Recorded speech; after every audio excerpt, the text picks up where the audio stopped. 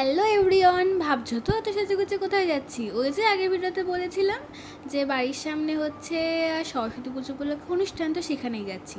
আমি সেদিন গিয়েছিলাম 2 তারিখে, তোমাদের সঙ্গে ভিডিওটা শেয়ার করছি 4 তারিখে। কেন বলো তো? এই যে দেখো সামনে মাইক খাটিয়েছে, এটা বাসন্তী পুজো উপলক্ষে। আমাদের বাড়িটা মাঝখানে, একদিকে হচ্ছে বাসন্তী পুজো, একদিকে হচ্ছে অনুষ্ঠান। বুঝতেই পারছো আমার অবস্থাটা কীরকম। এখানে না ছোটোখাটো একটা মেলা হয়, খুব বড় সড়ো না। আমি গিয়ে কিছুক্ষণ অনুষ্ঠান দেখে খেয়ে নিয়েছিলাম ঝালমুড়ি।